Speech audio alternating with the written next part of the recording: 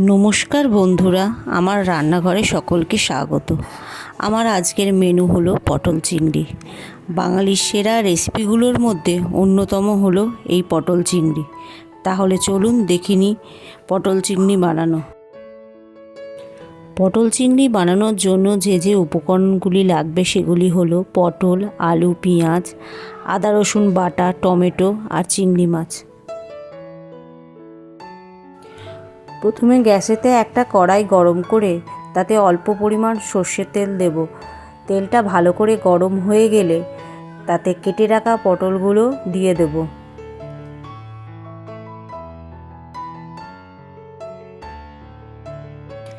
তারপর তেলেতে পটলগুলো ভালো করে নাড়াচাড়া করে ওপর দিয়ে সামান্য পরিমাণ নুন দিয়ে লাল লাল করে ভেজে নেব।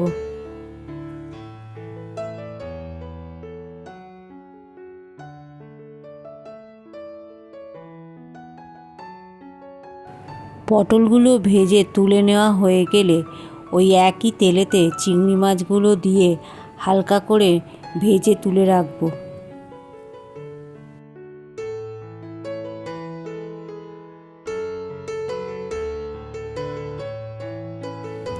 এরপর তেলেতে গোটা গরম মশলা, জিরে গুঁড়ো, শুকনো লঙ্কা ফোড়ন দেব। ফোড়নগুলো থেকে ভালো গন্ধ বেরোতে শুরু করলে কেটে রাখা আলুগুলো তেলেতে দিয়ে ভেজে নেব। আলুগুলো ভাজবার সময় ওপর দিয়ে সামান্য একটু নুন দিয়ে ভাজবো, এতে আলুর মধ্যে নুন ভালো করে ঢুকে যাবে। আলুগুলো লাল করে ভাজা হয়ে গেলে আগে থেকে কেটে রাখা কুচনো পেঁয়াজগুলো ওপর দিয়ে দেব। পেঁয়াজগুলো মিনিট পাঁচেক সময় নিয়ে ভেজে নেব, যতক্ষণ না পেঁয়াজের কালারটা বাদামি রঙের হয়ে যায়। এরপর দিয়ে দেব আদা রসুনের পেস্ট।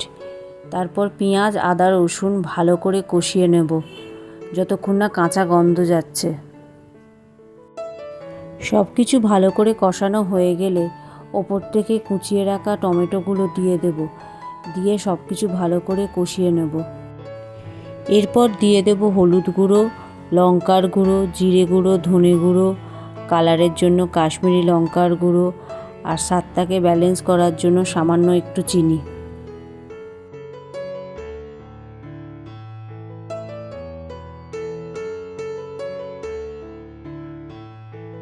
এবার লো ফ্লেমেতে এই সমস্ত মশলাগুলোকে মিনিট পাঁচেক সময় ধরে ভালো করে কষিয়ে নেব। মশলাগুলো খানিকক্ষণ কষানো হয়ে গেলে আগে থেকে ভেজে রাখা চিংড়ি মাছগুলো দিয়ে দেব। কষাবার সময় নিচটা ধরে যাচ্ছে মনে হলে সামান্য একটু জল অ্যাড করব।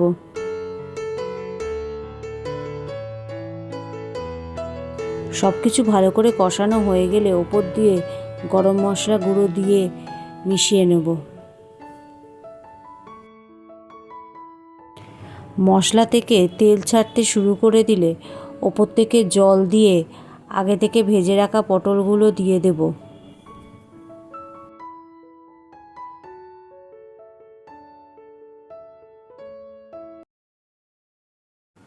জলটা ফুটতে শুরু করলে ওপর দিয়ে দুটো কাঁচা লঙ্কা দিয়ে দেব।